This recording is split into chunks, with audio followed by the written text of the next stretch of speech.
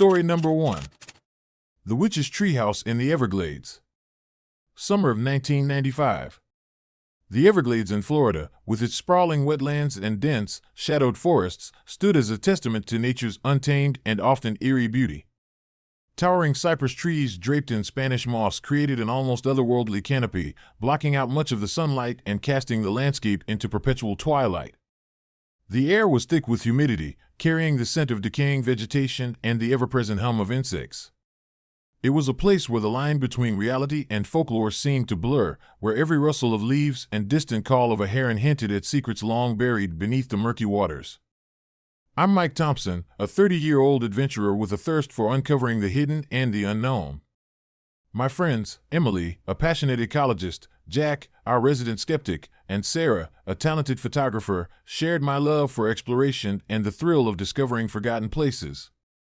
We had heard whispers among locals about a forbidden area deep within the Everglades, a place shrouded in mystery and fear. The legend spoke of a witch's treehouse, a structure said to be cursed and inhabited by restless spirits.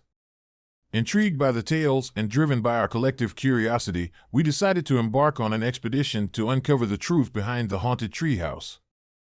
Before setting out, we spent hours gathering supplies, sturdy backpacks, waterproof tents, cameras, notebooks, and an array of tools for navigating the treacherous terrain. We also spoke with several local residents, who were surprisingly reticent about sharing details. Their warnings were clear: stay away from that part of the forest. There's something there you don't want to disturb. But our desire to explore overshadowed their cautions. Ignoring the uneasy glances and hushed tones, we pressed deeper into the Everglades, eager to discover what lay beyond the well-trodden paths. As we ventured further into the dense underbrush, the landscape became increasingly foreboding. The trees here were older and larger, their massive trunks covered in thick layers of moss and lichen. The sunlight struggled to penetrate the thick canopy, casting long, dark shadows that seemed to move with a life of their own. The usual sounds of wildlife were conspicuously absent, replaced by an oppressive silence that pressed in on us from all sides. After hours of trekking through the labyrinthine wetlands, we reached a clearing that felt untouched by time. The air was colder here, and a heavy mist hovered close to the ground, obscuring our vision. It was in this eerie stillness that we first noticed the remnants of what appeared to be a structure. Ropes and wooden planks dangled precariously between two colossal cypress trees, hinting at the presence of a treehouse long abandoned. "Look at this," Jack called out, his voice tinged with both skepticism and intrigue. We approached cautiously, pushing aside thick ferns and stepping over tangled roots that threatened to trip us at every turn. And there it was, the witch's treehouse, suspended high above the ground between two towering cypress trees. The structure was both fascinating and unsettling, built from weathered wood that had clearly seen better days. Yet, the ropes supporting it looked surprisingly intact, frayed but not deteriorated by time or weather. The treehouse had small, grimy windows with frosted glass, making it impossible to see inside. A single door, firmly locked from within, added to the enigma. My heart raced with a mix of excitement and unease. Who had built this? Why was it abandoned? The juxtaposition of the treehouse's eerie stillness against the vibrant life of the surrounding forest was disconcerting. I took out my camera and snapped a few pictures, hoping to return the next day with more equipment to investigate further. As I circled the treehouse, a strange sensation crept over me. It felt as though invisible eyes were watching my every move. The soft crunch of leaves underfoot sounded unnervingly loud, and a faint, acrid smell, like burnt wood mixed with metal, lingered in the air near the structure. "Let's set up camp here tonight," Emily suggested, her eyes scanning the area thoughtfully. "We can explore more in the morning." Despite the eerie atmosphere, the allure of the unknown kept us anchored to our decision. We pitched our tents nearby, the treehouse looming ominously in the background. That night, the forest was eerily silent, the only sounds being our own movements and the occasional creak of the old treehouse swaying in the wind.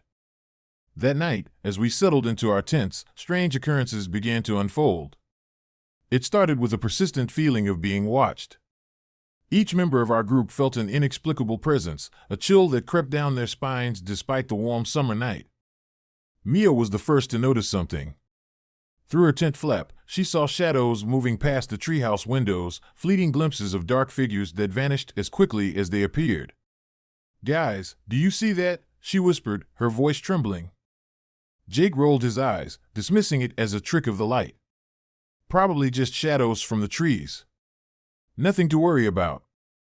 But then the sounds began. Soft footsteps, almost imperceptible, echoed through the clearing. They seemed to originate from the direction of the treehouse, moving back and forth like someone pacing. The sound was unnerving, growing slightly louder with each passing minute, yet no one came into view. Sarah, ever the believer in the supernatural, insisted that we investigate. There might be something here we need to understand. Maybe it's a spirit trying to communicate. Against my better judgment, we decided to check it out. Armed with flashlights, we cautiously approached the treehouse. The door remained closed, but we could see movement inside, shadows dancing behind the frosted glass. As we neared, the air grew colder, and the oppressive silence was broken by a sudden, loud bang as the door of the treehouse slammed shut. The sound reverberated through the clearing, and our flashlights flickered. "Did you hear that?" Emma asked, her voice barely above a whisper. Mia nodded, her hands shaking. "We should get back to the tents." But as we turned to leave, a thick fog began to roll in, enveloping us in a dense, white haze that obscured our vision. The forest seemed to close in around us, the trees stretching impossibly tall, their branches twisting into grotesque shapes. "Stay close," Jake urged, though his voice betrayed his fear. "We don't know what's out there." We huddled together, the fog making it nearly impossible to see more than a few feet in front of us. The sounds of footsteps grew louder, now accompanied by faint whispers that seemed to come from all around us, speaking in a language we couldn't understand. Suddenly, the whispers stopped, and the footsteps ceased. A heavy silence fell, broken only by our ragged breathing and the pounding of our hearts. "Something's not right here," Sarah said, her voice trembling. "We need to leave now."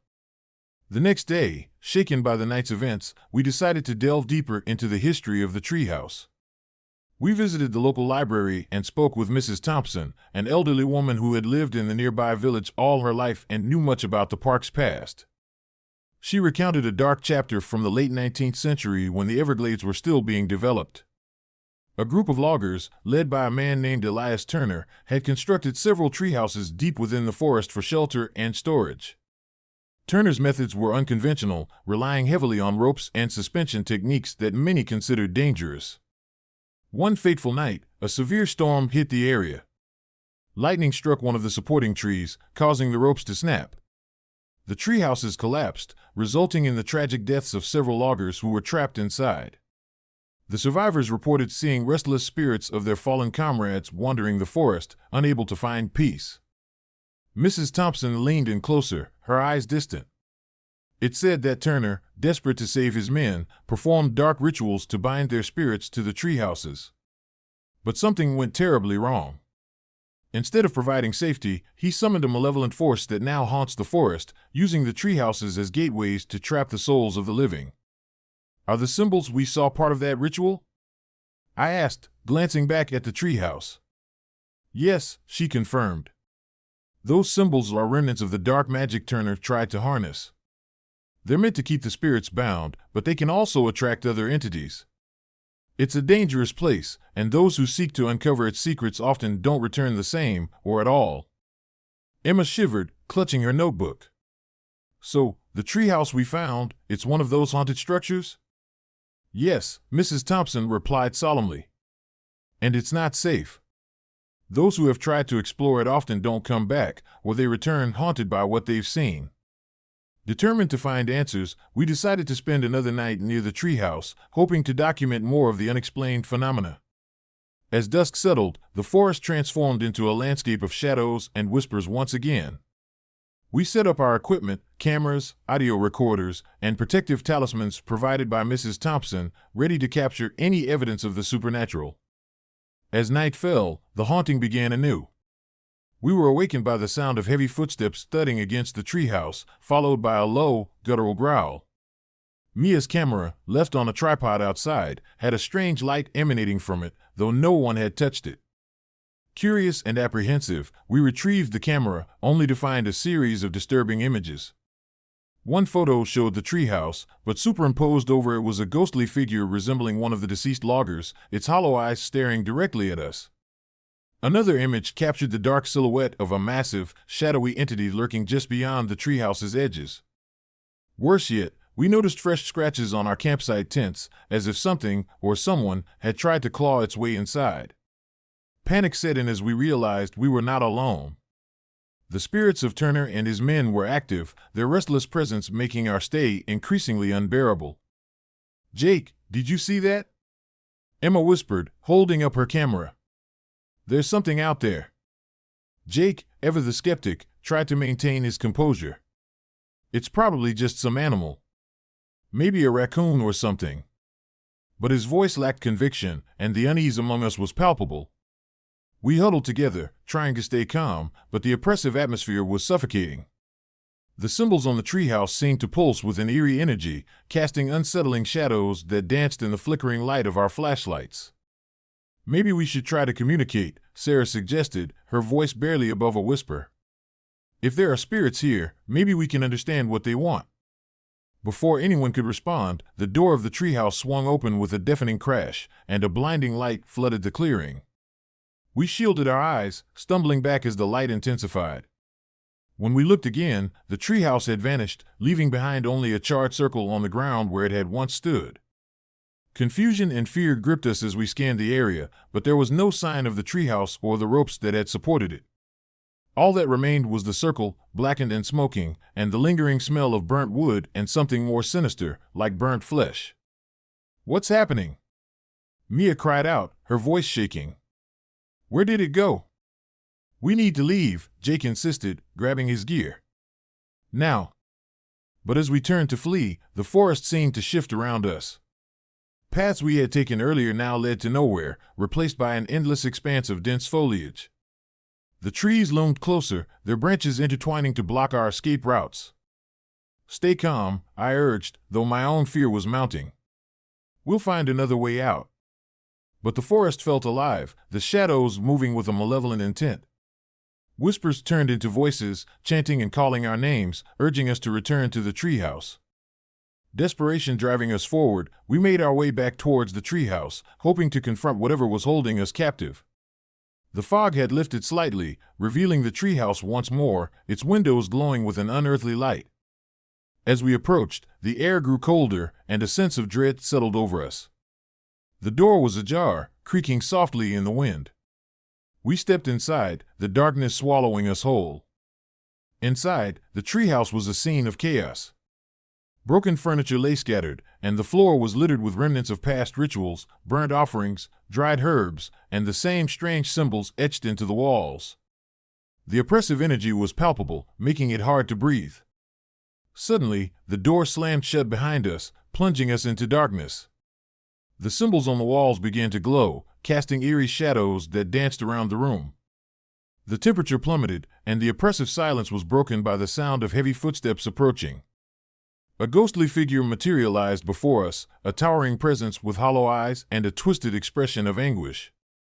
It moved with a deliberate, unsettling grace, its form shifting and contorting as it approached. "We're not leaving," it declared in a voice that echoed with sorrow and rage. "You must join us." Terrified, we backed away, but the room seemed to shrink, the walls closing in as the spirits of the dead loggers surrounded us. The air was thick with their sorrow and anger, their presence overwhelming. "Run!" Sarah screamed, breaking the trance-like fear that held us captive. We bolted towards the door, but it wouldn't budge. The spirits blocked our path, their spectral forms pressing against us, pulling us back into the darkness.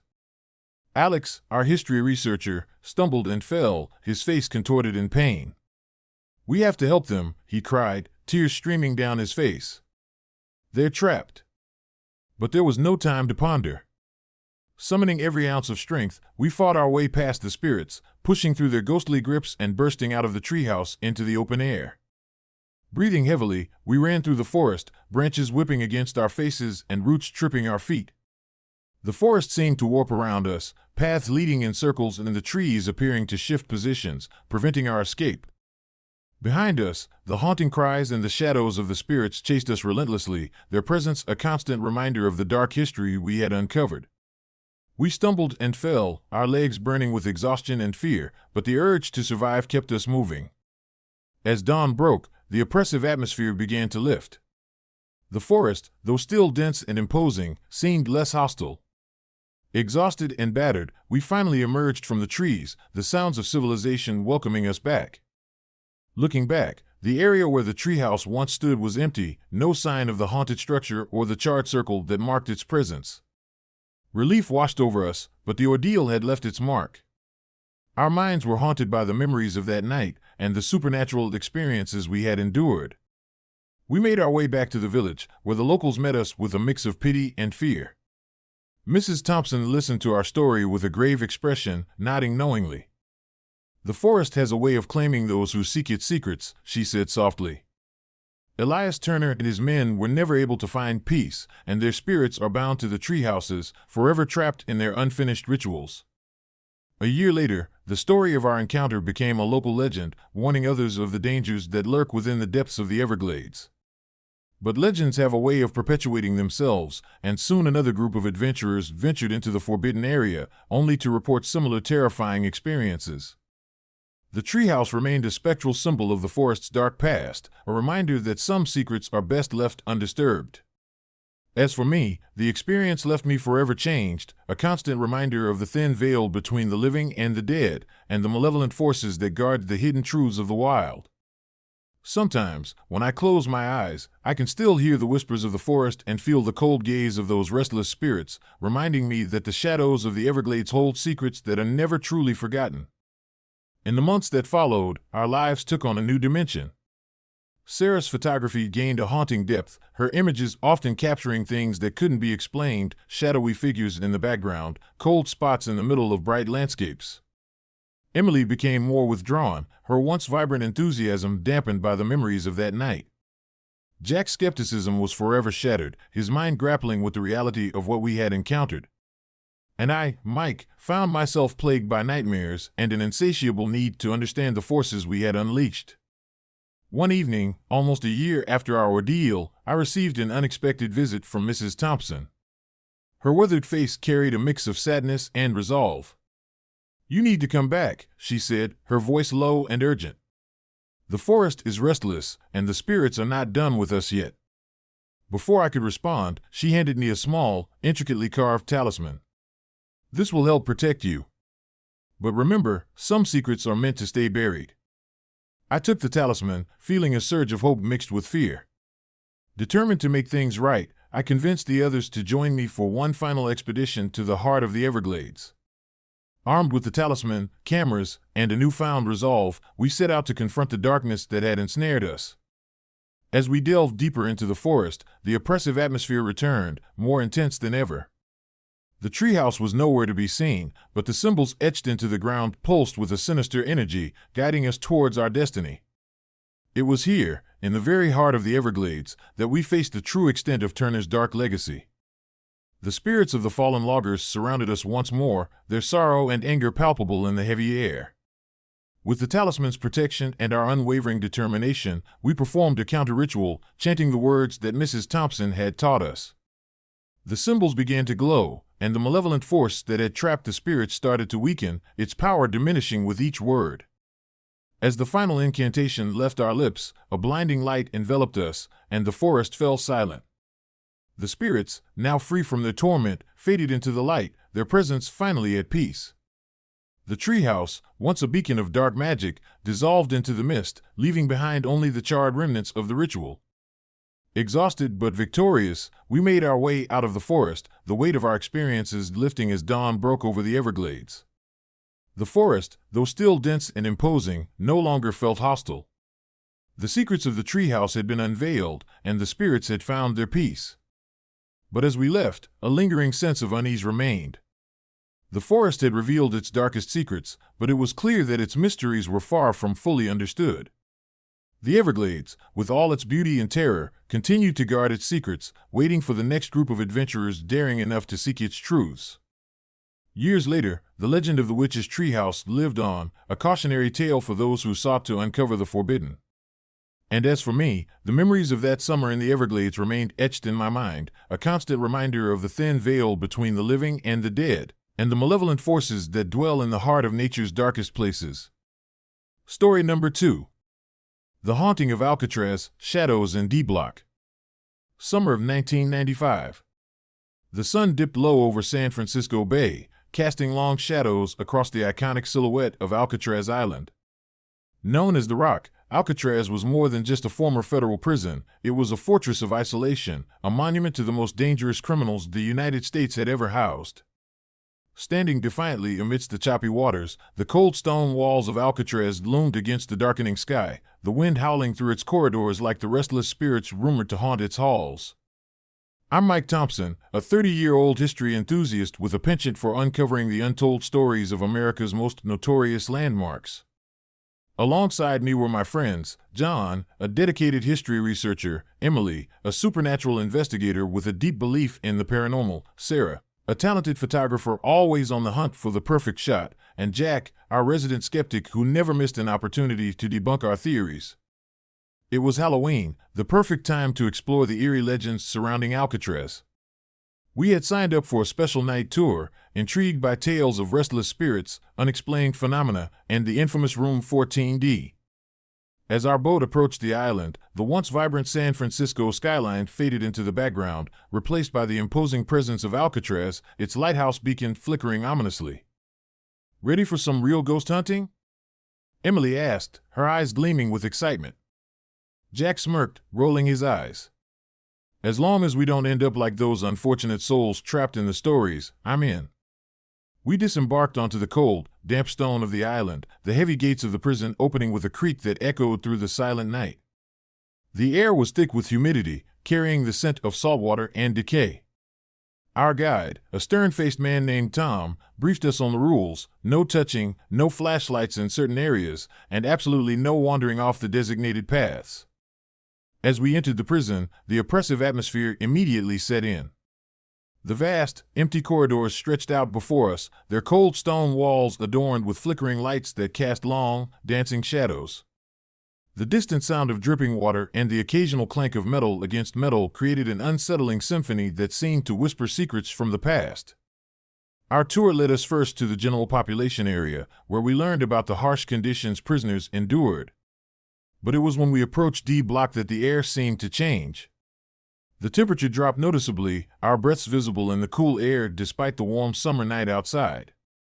"This is where they kept the most solitary prisoners," Tom explained. Room 14D was notorious for housing those deemed too dangerous even for regular confinement. As we stood before the heavy, iron door of Room 14D, Emily's intuition kicked in. She reached out, almost hesitantly, as if trying to sense something beyond the physical realm. "There's something here," she whispered, her voice barely audible. "A presence." I glanced around, noting the unusually cold air and the faint, unsettling silence that seemed to envelope us. Emily stepped back, her eyes scanning the darkened hallway. "Did you see that?" she asked, her voice trembling. Sarah, ever the observant one, snapped a photo with her camera. As she reviewed the image, her face paled. "There was a shadow moving at the end of the hall," she said softly. "But there was no one there when we were walking." Jack chuckled, shaking his head. "Probably just a trick of the light or your imagination, Sarah." But even Jack couldn't hide the unease in his eyes. The silence of D Block was oppressive, as if the walls themselves were holding their breath, waiting for something to happen. We continued our tour, moving through the abandoned cells and empty corridors, the stories of past inmates adding layers of darkness to the already eerie environment. The oppressive silence was occasionally broken by distant, unidentifiable noises, soft moans, metallic clinks, and the faint strains of a banjo. During a break in the tour, we gathered near the guard station, trying to shake off the unsettling feelings from D Block. Tom approached us, his expression serious. "You've probably heard the stories about Room 14D, he began. "They say a man named William Crawford was held there, convicted of murder. He was known for his violent temper and resistance to authority. The conditions in that cell were brutal: no light, no contact with the outside world. It was designed to break the spirit." John, always eager for historical context, leaned in. What happened to him? Tom sighed, his gaze distant. Crawford became increasingly unstable.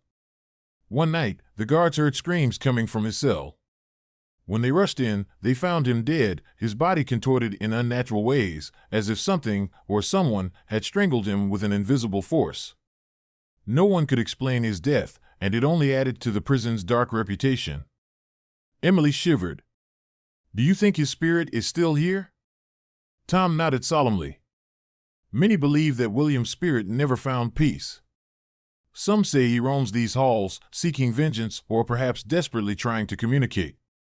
As we resumed our tour, the stories of Room 14D lingered in our minds, adding a tangible layer of fear to the already haunted atmosphere of Alcatraz. As the night deepened, our tour group began to thin out, leaving just the four of us and Tom to explore the more restricted areas. With a flicker of permission, we found ourselves alone in a particularly dark corridor, our flashlights barely penetrating the heavy darkness. Let's check out the old kitchen, Sarah suggested, always eager to explore less trodden paths. Maybe we can find some interesting photos. As we walked down the narrow hallway, the oppressive silence pressed in on us once more. The air was thick with the scent of mold and decay, the remnants of old meals long forgotten. The flickering lights overhead cast long, wavering shadows that seemed to dance and twist with every step we took. Emily's instincts were sharper than ever. I can feel something here, she said, her voice low and tense. Something watching us. Jack scoffed, but there was a hint of unease in his voice. Come on, Emily. It's just old walls and broken lights. There's nothing here. But as we entered the old kitchen, the atmosphere grew even colder. The door creaked ominously as we pushed it open, revealing a room filled with old, rusted utensils and decaying food remnants. It was a snapshot of a forgotten time, frozen in eerie stillness.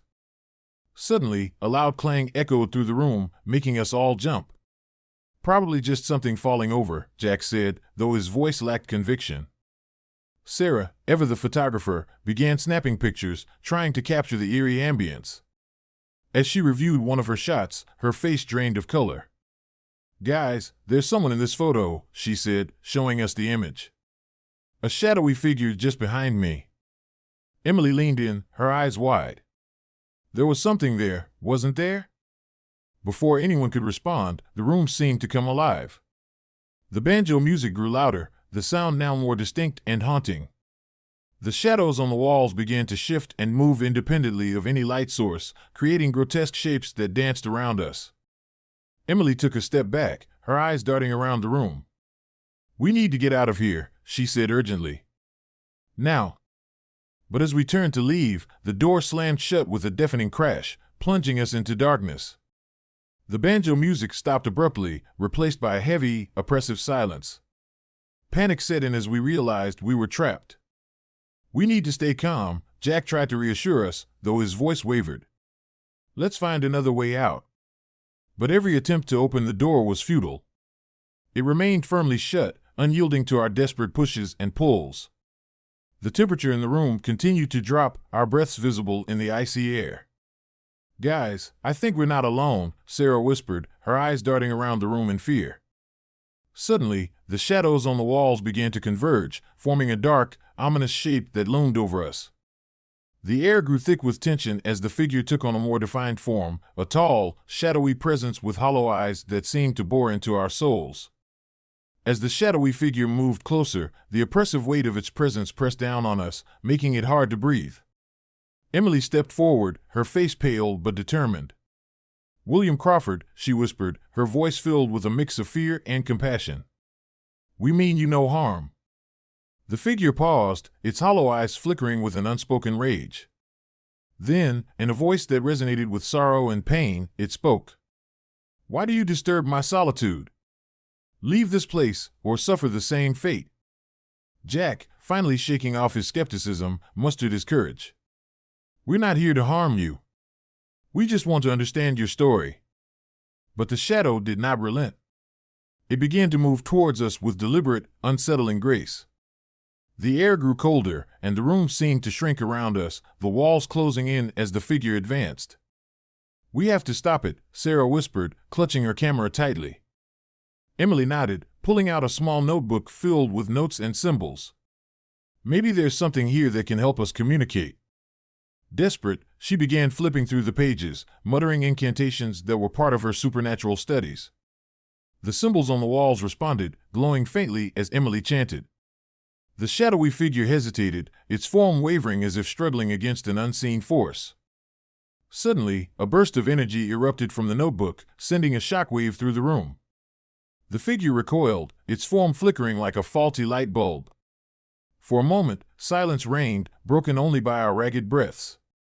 But then, the figure lunged forward, its hollow eyes burning with an intense, malevolent energy. The oppressive weight of its presence intensified, pushing us to the brink of despair. "You cannot free me," it hissed. "I belong to this place, and now you belong to it too." In a last-ditch effort, Emily continued her chant, her voice growing stronger despite the fears that gripped her. The symbols on the walls began to resonate with a powerful energy, enveloping the shadowy figure in a radiant light. The figure screamed, a sound that echoed through the halls of Alcatraz like a banshee's wail, before dissipating into the air, leaving behind a lingering sense of sorrow and release. The door to the kitchen swung open, allowing us to flee the room and the haunted corridors of Alcatraz. We ran through the darkened halls, the heavy silence now broken only by our pounding hearts and the sound of our footsteps echoing off the stone walls. As we reached the exit, the first light of dawn began to break over the horizon, casting a warm glow over the island. Exhausted and shaken, we stumbled out into the fresh morning air, the oppressive atmosphere of the night finally lifting. Leaving Alcatraz behind, we felt a mix of relief and lingering fear. The experience had left its mark on each of us, the memories of that night etched deep into our minds. Emily, though visibly shaken, seemed to have found some closure. "I think we helped set his spirit free," she said quietly, her eyes reflecting a newfound peace. Sarah, still clutching her camera, stared at one of her photos. "Look," she said, pointing to a blurry image. "There's a face behind me. It's William Crawford." Jack, who had finally lost his skepticism, nodded slowly. Maybe there really is something here after all. But our ordeal wasn't over. As we made our way back to the mainland, we realized that the haunting had followed us. Emily began to experience vivid nightmares, reliving the events of that night and hearing William's anguished cries. Sarah's photos continued to capture ghostly images that couldn't be explained, while Jack found himself plagued by an inexplicable fear of shadows and darkness. A week later, Jack confided in us about the nightmares. "I keep dreaming that I'm back in that hallway, and no matter how fast I run, I can't escape the darkness." Emily, determined to help him, suggested revisiting Alcatraz with additional protection. "Maybe there's more we can do to ensure the spirits remain at peace." But we knew some places were better left alone. The haunted halls of Alcatraz had a hold on us, a reminder of the thin veil between the living and the dead, and the dark secrets that lurked within its stone walls. Months passed, and life began to settle back into a semblance of normalcy. Yet, the memories of Alcatraz lingered, haunting us in subtle ways. Sarah's photography took on a darker tone, capturing images that seemed to hold secrets beyond the lens. Emily continued her studies, delving deeper into the supernatural in hopes of understanding the forces we had encountered. Jack became more introspective, his skepticism replaced by a cautious respect for the unknown. One evening, almost a year after our harrowing experience, I received a call from Mrs. Thompson, the elderly woman who had shared the dark history of Alcatraz with us. Her voice was tinged with urgency. "You need to come back," she said. "The spirits aren't fully at rest, and there's something else you need to know." Intrigued and worried, I gathered the group. We returned to the island, this time armed with more knowledge and a determination to uncover the remaining mysteries. As we navigated the familiar yet forever changed corridors, we felt a sense of purpose driving us forward. In the depths of Alcatraz, we discovered hidden passages and forgotten rooms, each holding its own dark story. We pieced together the final fragments of William Crawford's life, uncovering a tragic tale of betrayal and unfulfilled justice. Armed with this knowledge, we performed a final ritual to ensure his spirit, and those of his fellow inmates, were truly free. As we completed the ritual, a profound sense of peace settled over the island. The oppressive atmosphere lifted, replaced by a serene stillness. The spirits of Alcatraz, once bound by darkness and pain, had found their release. We left Alcatraz for the last time, the morning sun breaking over the bay, illuminating the island in a golden light. The haunted past of the rock had been laid to rest, its secrets finally unveiled and its spirits at peace. But as we boarded the boat, I couldn't shake the feeling that some mysteries were meant to remain hidden, their stories whispered through the ages, forever part of the legacy of Alcatraz. Story number 3. Echoes of 14D, The Haunting of Ohio State Reformatory. The summer of 1995 was unforgivingly hot in Mansfield, Ohio, but stepping onto the grounds of the Ohio State Reformatory offered a stark contrast. The prison, a masterpiece of Gothic architecture, loomed imposingly with its cold stone walls and towering turrets. Its long, dark corridors, once bustling with the footsteps of thousands of inmates, now lay silent, echoing only the whispers of forgotten stories. Known as one of America's most notorious penitentiaries, Alcatraz may have its fame, but Ohio State Reformatory held its own legacy of fear and mystery, especially after its closure in 1990. I'm Mary Sullivan, a 28-year-old history scholar with a fascination for the darker chapters of America's past. My friends, Jason Miller, a passionate supernatural enthusiast, Lisa Reynolds, a skilled photographer always chasing the perfect shot, and David Harris, our group's steadfast skeptic, joined me on what was supposed to be a thrilling night tour of the reformatory. We had signed up for a special Halloween event, eager to delve into the haunted tales that clung to every corner of the old prison. As we boarded the tour bus, the anticipation was palpable. The guide, a stern man named Tom, briefed us on the rules: no wandering off, respect the grounds, and beware of the spirits that locals believed still roamed the prison. The bus rumbled towards the island, its headlights cutting through the thick darkness surrounding the reformatory. Stepping onto the cold, damp stone of the reformatory, I felt a shiver run down my spine. The Gothic arches and intricate stonework gave the building an almost otherworldly presence, more fitting for a haunted castle than a prison. Our group moved through the main entrance into the vast, empty lobby, where the flickering lights cast long, dancing shadows on the walls.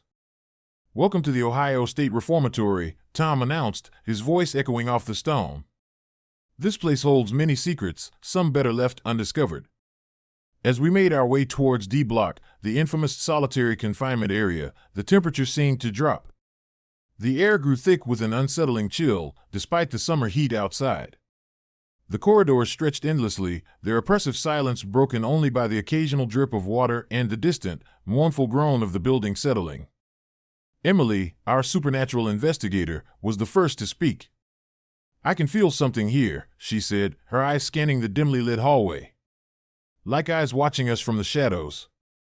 Lisa, always on the lookout for the perfect shot, nodded. "This place is incredible for photography. The shadows, the light, it's perfect." Jake, ever the skeptic, chuckled nervously. "Or it's just old pipes and the wind. Nothing supernatural here." We reached the entrance of D Block, a series of heavy iron doors leading to the solitary cells. "This is where they kept the most dangerous inmates," Tom explained. "Room 14D is infamous for its tragic history." As we approached room 14D, Lisa raised her camera, capturing the ominous doorway. Suddenly, a faint shadow darted across the corridor at the end of the hall. "Did you guys see that?" she asked, her voice tinged with excitement. "Probably just a trick of the light," Jake dismissed, though I could see the slight unease in his eyes. During a brief pause, Tom shared the chilling story behind room 14D. This room housed William Crawford, a notoriously violent inmate convicted of murder. He was kept in solitary confinement, subjected to relentless isolation. One night, Crawford screamed about something in the darkness trying to kill him. When the guards arrived, they found him dead, strangled by invisible forces. No one could explain his death, and since then, room 14D has been a hotspot for paranormal activity. Emily shivered. "Do you think his spirit still lingers here?" Tom nodded solemnly. "Many believe so. People have reported hearing his screams, feeling sudden chills, and seeing shadows move within that room. It's said that Margaret, the warden who oversaw D Block, also met a tragic end here, taking her own life in the bathroom after years of hidden torment." Mary felt a cold breeze brush past her, though no windows were open. It's like the walls themselves hold the memories of the pain and suffering that occurred here. As we continued the tour, the stories of Margaret and William added a layer of dread to our exploration. The history of the reformatory was marred by tales of brutality, despair, and unresolved spirits seeking peace or vengeance. As night deepened, the reformatory seemed to come alive with unseen forces. Moving to the warden's quarters, we entered the old bathroom where Margaret had taken her final breaths. The room was small and eerily quiet, the only sound the faint dripping of a leaky faucet. Mary stepped into the bathroom, feeling an inexplicable sense of being watched. "I can feel someone here," she whispered, her eyes darting around the room. Lisa began taking photos, the flash of her camera briefly illuminating the space. As she reviewed one of the shots, her face paled. "Guys, there's someone in this photo. A shadowy figure standing behind me." We all turned to look, but no one was there. "It's probably just a reflection," Jake suggested, though his voice lacked conviction. Suddenly, Emily felt a sharp pain in her head, the room spinning around her. "I hear voices, pleading," she cried out, clutching her temples. Tom rushed to her side. "Take a deep breath, Emily. It's just the atmosphere playing tricks on you." But the sounds intensified. We heard soft footsteps echoing through the corridors, followed by distant screams that seemed to come from nowhere and everywhere at once. The oppressive silence of the reformatory was broken by the cacophony of tortured souls. Determined to uncover the truth, we decided to investigate room 14D one last time. Armed with cameras, audio recorders, and protective talismans provided by Tom, we approached the heavy iron door. The atmosphere was thick with tension, the air heavy with sorrow and anger. As we stood before the door, a sudden chill swept through the hallway, the lights flickering ominously. "Stay close," Tom urged, his voice steady despite the fear in his eyes. Emily began chanting softly, reciting words she had learned in her studies of the supernatural. The symbols on the walls began to glow faintly, reacting to her incantation. The door to room 14D slowly creaked open, revealing the dimly lit cell. Inside, the room was as desolate as the stories had described. William Crawford's bed was still there, the remnants of his tortured existence etched into the stone walls. As we stepped inside, the temperature plummeted, our breaths visible in the frigid air. Suddenly, a shadowy figure materialized before us, its hollow eyes burning with rage and sorrow. "Why do you disturb my torment?" it hissed, its voice echoing off the stone. "We're here to help," Emily replied, her voice wavering but resolute. "To bring peace to your restless spirit." The figure lunged forward, an invisible force pulling Emily towards it.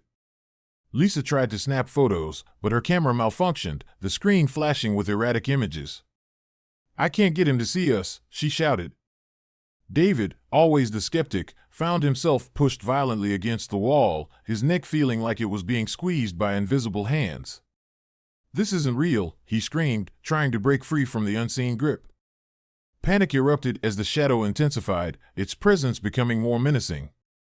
"You cannot free me," it declared, the room darkening with its anger. "Leave now, or suffer the same fate." Desperate to escape, we turned to run, but the door slammed shut, trapping us inside. The spirits of past inmates began to manifest around us, their tortured souls reaching out with invisible hands, pulling us back into the darkness. "Run!" Sarah screamed, breaking the trance-like fear that held us captive. We fought against the spectral forces, pushing through the ghostly grips and finally bursting out of the room into the open hallway. Gasping for breath, we raced towards the exit, the sounds of anguished cries and the oppressive presence of the spirits chasing us relentlessly. As dawn broke over the reformatory, the first rays of sunlight pierced through the darkened windows, dispelling the lingering shadows. Exhausted and shaken, we finally emerged from the building, the oppressive atmosphere lifting as we stepped back into the fresh morning air. Looking back, the reformatory stood silent, no signs of the supernatural chaos we had just endured. Relief washed over us, but the memories of that night remained etched in our minds. As we gathered our belongings, Lisa checked her camera one last time, her face draining of color. "There's someone in this photo," she said, holding up a picture of the bathroom mirror. "A woman smiling at us from the glass. It must be Margaret." Mary felt a chill run down her spine. "We need to get out of here." But as we made our way back to the bus, the feeling of being watched never left us. The spirits of Ohio State Reformatory had marked us, their presence lingering like a shadow on our souls. Aftermath. A week after our terrifying experience, the effects of the reformatory's haunting began to surface. Lisa discovered scratches on her arms, intricate patterns that matched the symbols we had seen in room 14D. Emily continued to hear Margaret's whispers, her nights filled with vivid nightmares of being trapped in the cold, dark cell. Jason, once a fervent believer in the supernatural, found his skepticism wavering as he struggled to rationalize the events we had witnessed. "Maybe there's more to these stories than we thought," he admitted, his voice tinged with uncertainty. Mary, deeply affected by the ordeal, delved into research on the reformatory's dark history, determined to uncover the truth behind the spirits that still haunted the old prison. "We can't let their stories be forgotten," she said, her resolve strengthening. One evening, almost a year later, we received a visit from Mrs. Thompson, a local historian who had shared insights during our initial tour. Her expression was grave, her eyes reflecting the weight of the reformatory's legacy. "You need to come back," she said quietly. "The spirits aren't fully at rest, and there are more secrets that need to be uncovered." Driven by a mix of fear and determination, we returned to the reformatory with Mrs. Thompson's guidance. This time, armed with more knowledge and protective measures, we ventured deeper into the prison's heart, ready to confront the lingering darkness and finally bring peace to the restless spirits of Ohio State Reformatory. As we performed the final rituals, chanting the words that had been passed down through generations, the symbols on the walls glowed brightly, and the oppressive energy began to dissipate. The spirits, now free from their torment, faded into the light, their anguished cries replaced by a serene calm. Breathing heavily, we made our way out of the reformatory one last time, the morning sun casting a warm glow over the historic prison. The haunting presence that had once enveloped the old stone walls had lifted, leaving behind a sense of closure and peace. But as we left, a lingering sense of unease remained. The Ohio State Reformatory, with all its dark history and restless spirits, stood as a testament to the thin veil between the living and the dead, and the enduring power of unresolved souls seeking peace. Sometimes, when I close my eyes, I can still hear the faint whispers of Margaret and feel the cold touch of William's anguish, a haunting reminder that some places are forever marked by their tragic pasts. Story number 4. Echoes of Old Montana Prison. The sun had long set over Deer Lodge, Montana, casting long shadows across the imposing Gothic architecture of the old Montana prison. The prison, once a symbol of America's stern approach to incarceration, stood desolate and foreboding, its cold stone walls whispering tales of despair and violence from the late 19th and early 20th centuries. The tall towers, intricate carvings, and barred windows gave it an almost castle-like appearance, but beneath that grandeur lay a history steeped in bloodshed and suffering. I'm James Carter, a 35-year-old historian with a deep fascination for the darker chapters of America's past. My friends, Kelly Mitchell, a passionate paranormal enthusiast, Alex Ramirez, a talented photographer always chasing the perfect shot, and Chris Evans, our group's steadfast skeptic, joined me on a mission to uncover the haunted secrets of old Montana prison. We had signed up for a special night tour, eager to delve into the eerie legends that surrounded the abandoned facility, especially those tied to the infamous 1959 riot. As our bus rumbled towards the island prison, the atmosphere was thick with anticipation. The guide, a grizzled man named Tom, briefed us on the rules: no wandering off, respect the grounds, and beware of the spirits that locals believed still roamed the prison. The cold night air bit at our skin as we disembarked, the full moon casting an eerie glow on the stone walls of the prison. Stepping into the prison yard, the first thing that hit us was the oppressive silence. The sprawling complex was eerily quiet, the only sounds being the distant hoot of an owl and the soft rustling of leaves in the night breeze. The grandeur of the Gothic architecture loomed over us, every detail of the stone carvings and ironwork casting long, twisted shadows. "Feels like we're being watched," Kelly whispered, her eyes darting around nervously. I nodded, my historian's mind already piecing together the stories we were about to uncover. "Let's stick together. This place has a reputation for being unsettling." As we moved towards the entrance of the old prison blocks, the air grew noticeably colder. The walls seemed to absorb the warmth of our bodies, leaving us shivering despite our jackets. We entered the main hall, where the flickering lights cast dancing shadows on the stone floors and walls. The vastness of the space was daunting, the echo of our footsteps bouncing off the high ceilings. "Look at these old cells," Alex said, her camera capturing the intricate details of the abandoned incarceration units. "They're so well preserved. It's like stepping back in time." Suddenly, a loud clanging noise echoed through the hall, making us all jump. "Probably just a loose chain or something," Chris said, though his voice lacked conviction. But then, Lisa, our photographer, froze. "Guys, I saw something." She pointed towards one of the far-off cells. A shadowy figure seemed to move swiftly across the doorway, disappearing as quickly as it had appeared. There was someone there, but no one was inside. Jack, ever the skeptic, laughed nervously. "Probably just a trick of the light or your imagination, Lisa." Before we could respond, the oppressive silence was broken by the distant sound of crying. It was soft at first, barely audible, but it grew louder, filling the hall with a haunting melody of despair. "Did you hear that?" Kelly asked, her voice barely above a whisper. "Yeah," I replied, my historian's curiosity piqued. "Let's see where it's coming from." We followed the sound, our steps cautious as we navigated the labyrinthine corridors of the prison. The crying led us to the old warden's office, a grand room now empty and covered in dust. The heavy oak door creaked as we pushed it open, revealing a space frozen in time.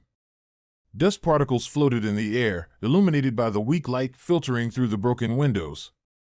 As we gathered in the warden's office, Tom, our guide, began to recount the dark history that clung to old Montana prison.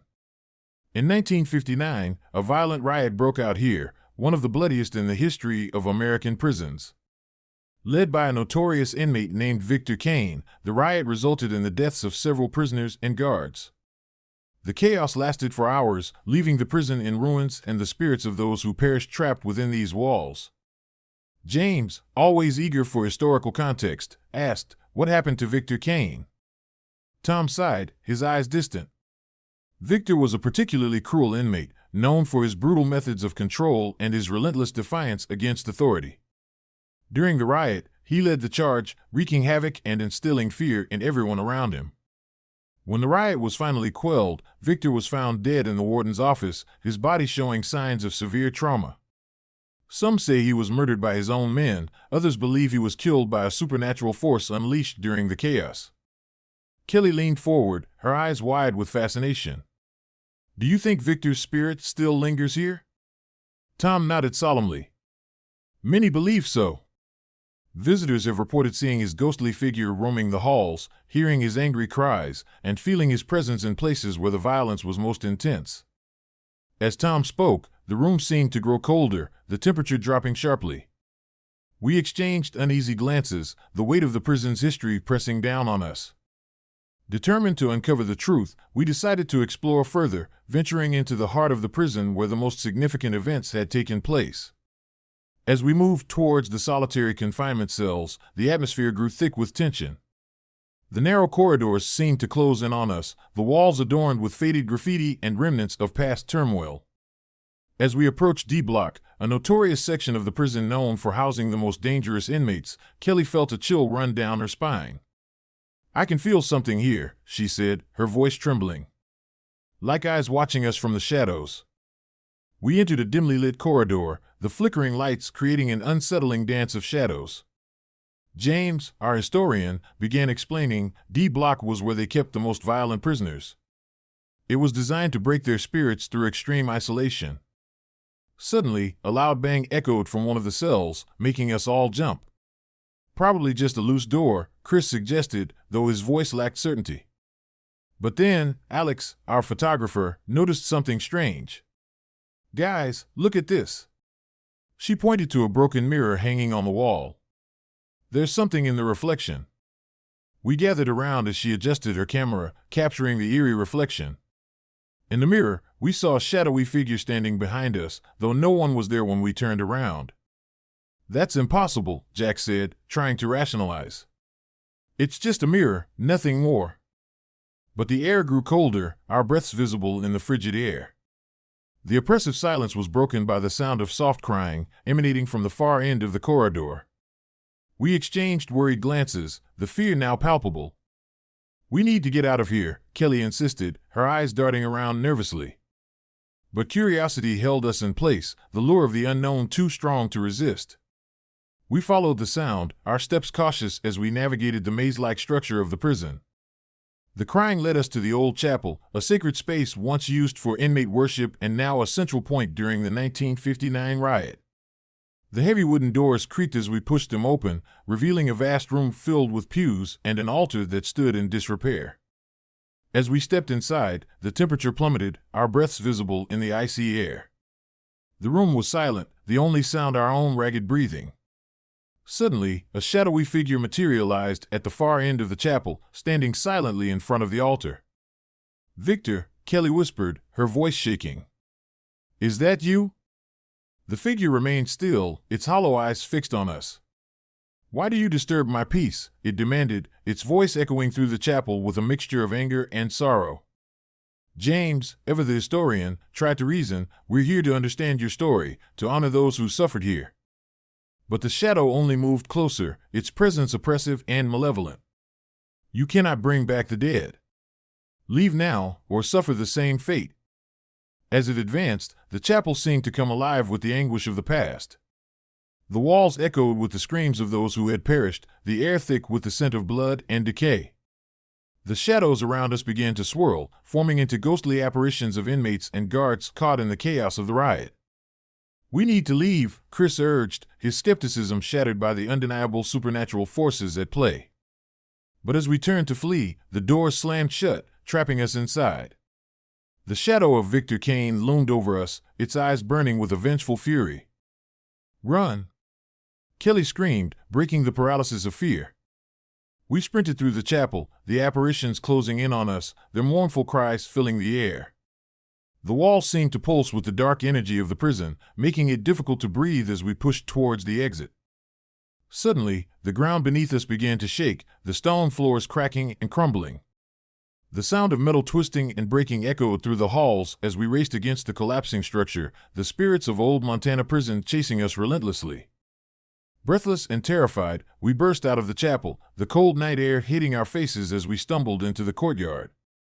The oppressive atmosphere lifted slightly, but the sense of being watched never left us.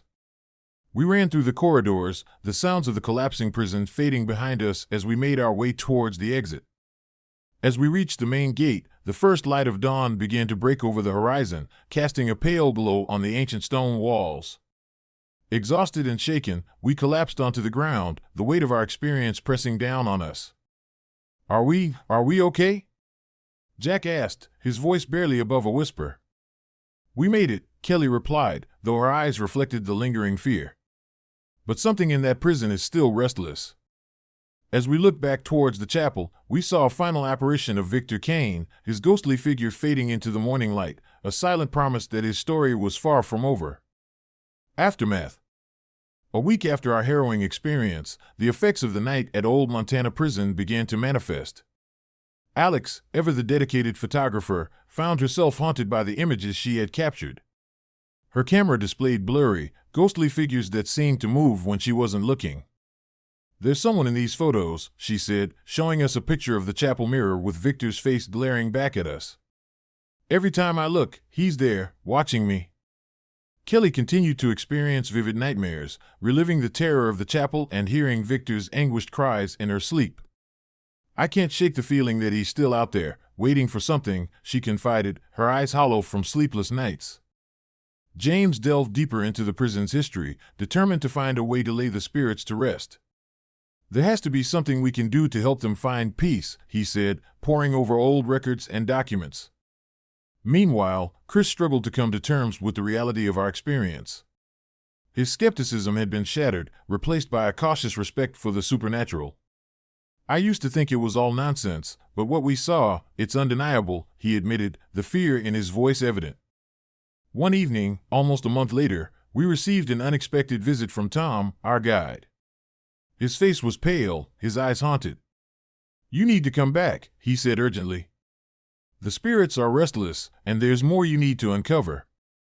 Driven by a mix of fear and determination, we agreed to return to Old Montana Prison. Armed with protective talismans, cameras, and a renewed sense of purpose, we embarked on a second expedition, determined to confront the lingering darkness and bring closure to the restless spirits of old Montana prison. As we navigated the familiar yet forever changed corridors, we felt the oppressive presence of the prison's past bearing down on us once more. In the heart of the prison, we discovered hidden passages and forgotten rooms, each holding its own dark story. We pieced together the final fragments of Victor Kane's life, uncovering a tragic tale of betrayal and unfulfilled justice. In the depths of the chapel, we performed a final ritual, chanting the words that James had uncovered in the old records. The symbols on the walls glowed brightly, and the oppressive energy began to dissipate. The spirits, now free from their torment, faded into the light, their anguished cries replaced by a serene calm. As the final remnants of darkness lifted, we made our way out of the prison, the first rays of sunlight piercing through the ancient stone walls. The haunting presence that had once enveloped old Montana prison had been quelled, leaving behind a sense of closure and peace. But as we left, a lingering sense of unease remained.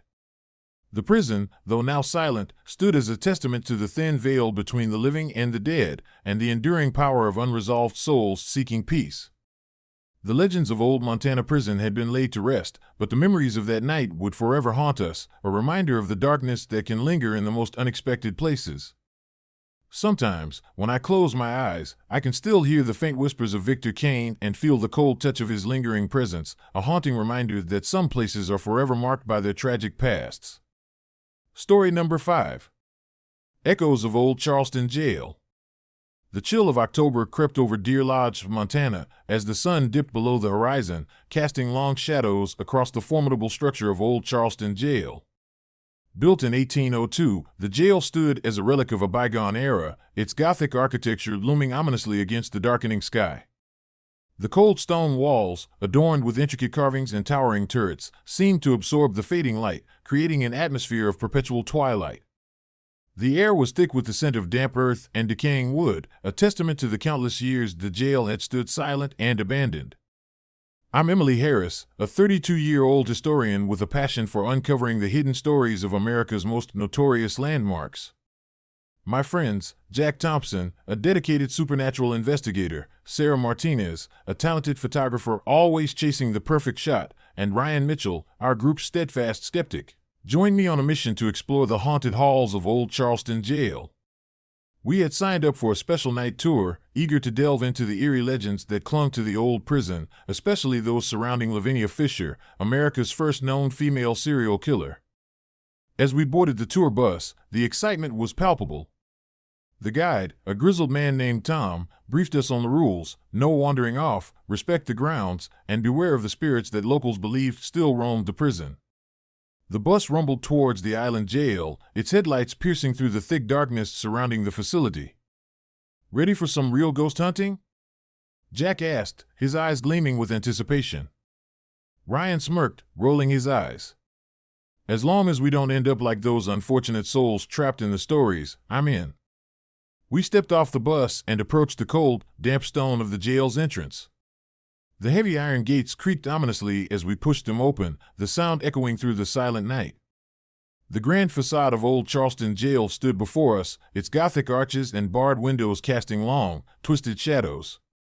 The moonlight reflected off the stone, giving the building an almost spectral appearance. "Let's stick together," I reminded everyone, trying to keep the group cohesive. "We don't know what we might encounter here." We entered the main hall, the flickering lights casting eerie patterns on the walls.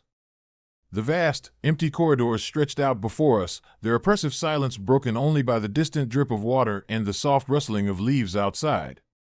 The grandeur of the Gothic architecture was both awe-inspiring and unsettling, every detail of the stone carvings and ironwork adding to the building's ominous presence.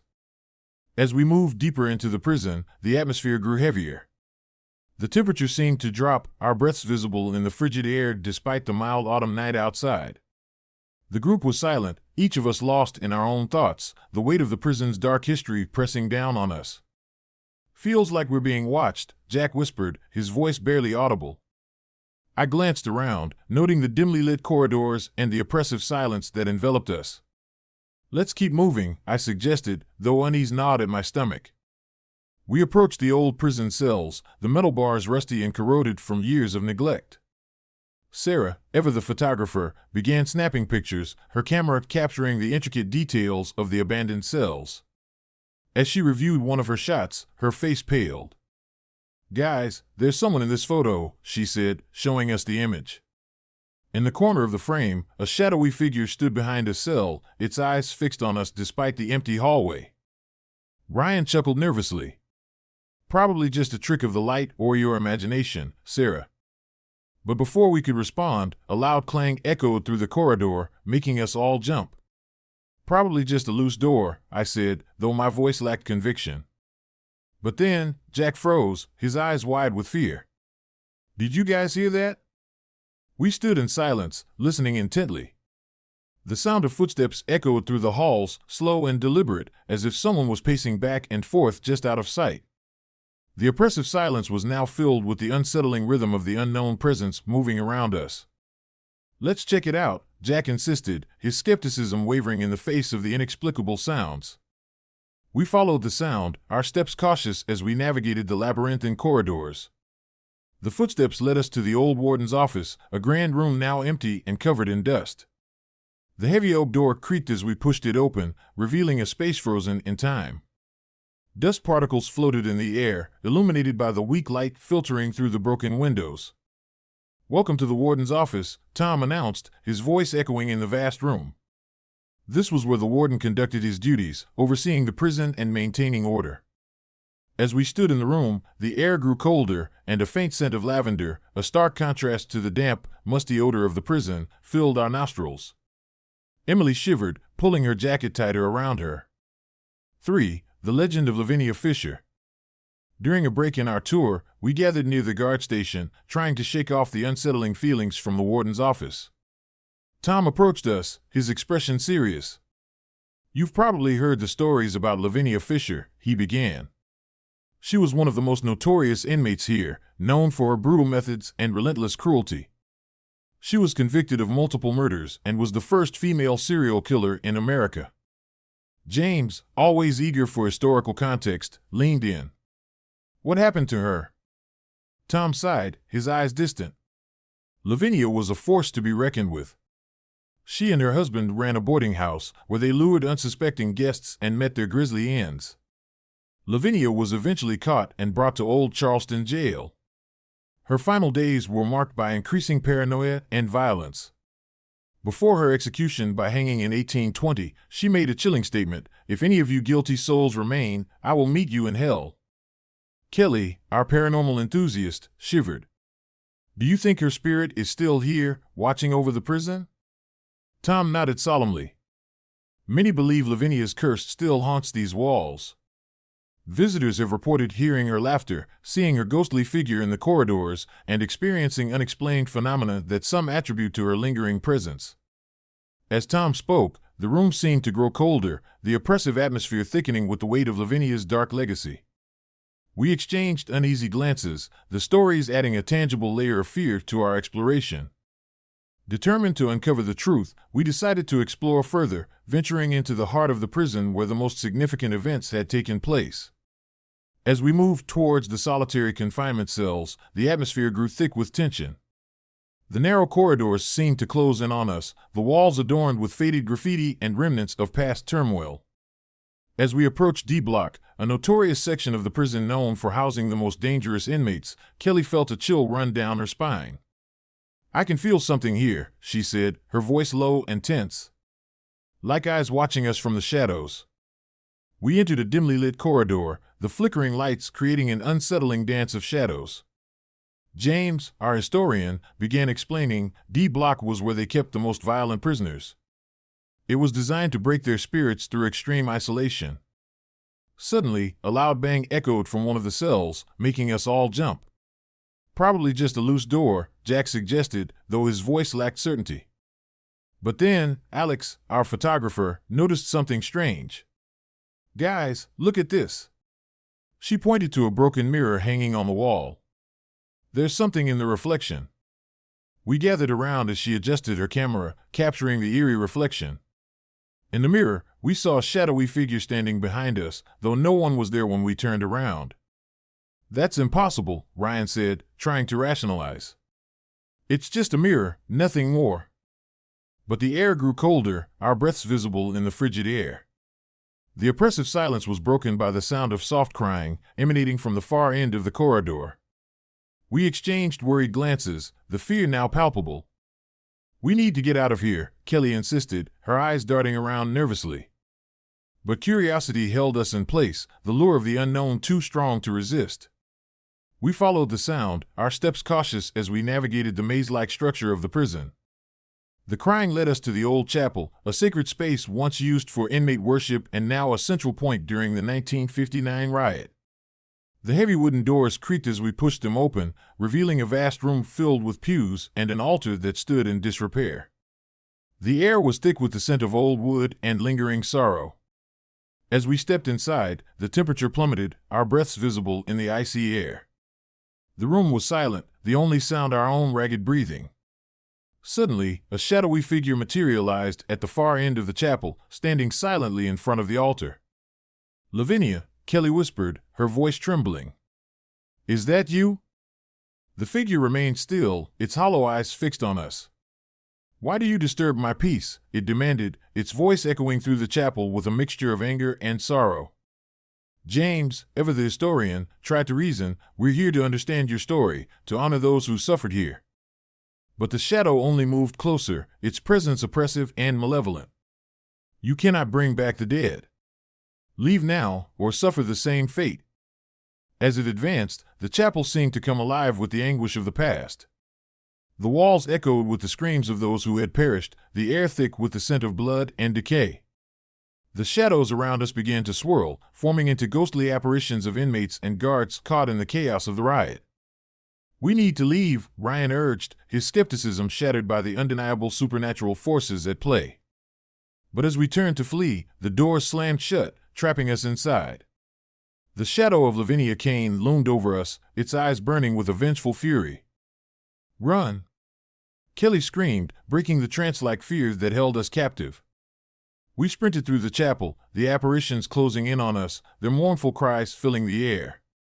The walls seemed to pulse with the dark energy of the prison, making it difficult to breathe as we pushed towards the exit. Suddenly, the ground beneath us began to shake, the stone floors cracking and crumbling.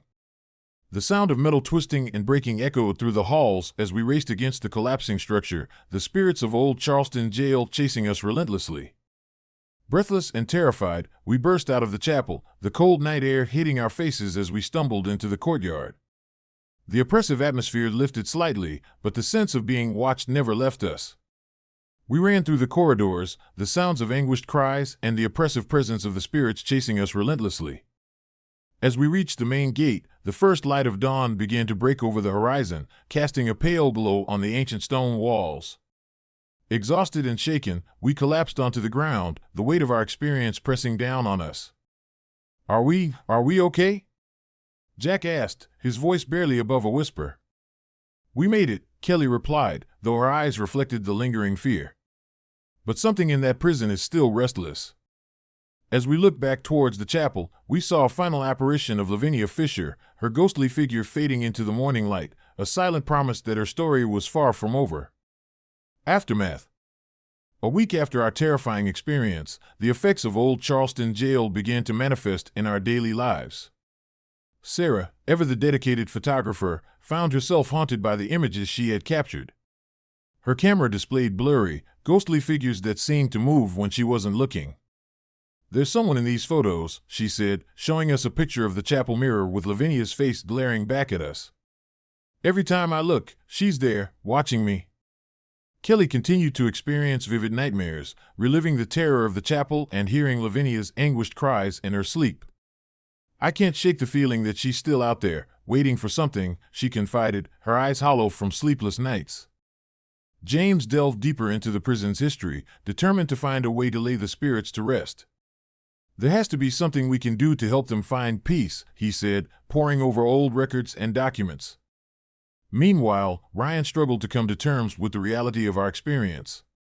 His skepticism had been shattered, replaced by a cautious respect for the supernatural. "I used to think it was all nonsense, but what we saw, it's undeniable," he admitted, the fear in his voice evident. One evening, almost a month later, we received an unexpected visit from Tom, our guide. His face was pale, his eyes haunted. "You need to come back," he said urgently. "The spirits aren't fully at rest, and there's something else you need to know."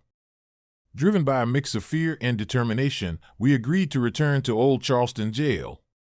Armed with protective talismans, cameras, and a renewed sense of purpose, we embarked on a second expedition, determined to confront the lingering darkness and bring closure to the restless spirits of Old Charleston Jail.